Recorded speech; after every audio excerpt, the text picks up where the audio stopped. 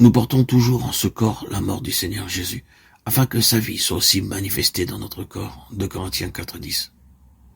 Encore et toujours la mort du Christ. Toutes les pensées de l'apôtre le ramènent au calvaire.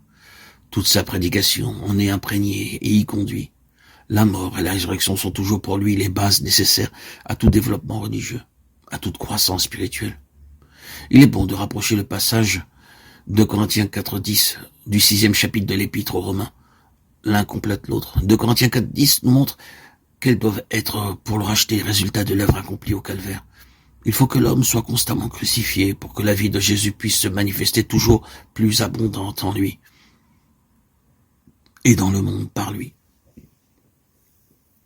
Il arrive que des enfants de Dieu soient passés par les expériences que décrit l'apôtre.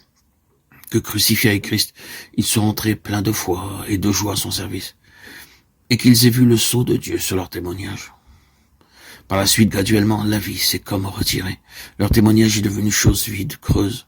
Ce n'est plus que le retentissement d'une cymbale, et parfois, ils ne se rendent pas compte qu'ils continuent machinalement ce qu'ils avaient commencé avec la joie et la force d'en haut. Comment cela s'est-il fait? C'est parce qu'ils vivent sur une expérience passée que la mort avec Christ n'est pas restée à la base de leur vie quotidienne, de leur service. Nous portons toujours en notre corps la mort de Jésus, déclare l'apôtre. Voilà l'unique condition d'une manifestation constante de la vie de ressuscité.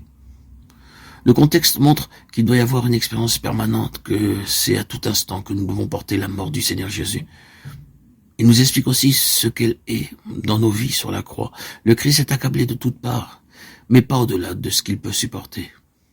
Il est dans l'angoisse parce que le Père a voilé sa face, et dans sa douleur il s'écrie « Mon Dieu, pourquoi m'as-tu abandonné ?» Mais il ne se livre pas au désespoir. Toutes les puissances du mal l'assaillent. Cependant, le Père ne l'a pas abandonné et le soutient jusqu'à la fin. Il meurt, toutefois, il n'est pas détruit. Et Dieu le ressuscite. À son tour, et comme son maître, l'apôtre passe par les détresses et les angoisses. Il est pressé de toutes parts, persécuté, frappé. Mais le Seigneur lui a révélé sa croix, et Paul voit en toutes ces afflictions des facteurs, des moyens employés pour le crucifier, pour qu'il porte en lui la mort de Christ. Et que la vie de Jésus puisse librement se manifester en son corps mortel. Il est amené à désespérer de lui-même, ce qui l'oblige à se réfugier uniquement en Dieu, et à puiser uniquement en lui les forces nécessaires. C'est ainsi qu'un Dieu tout sage agit avec ses enfants, pour les garder en sa dépendance, vaisseau vide d'eux-mêmes qu'il peut employer pour sa gloire.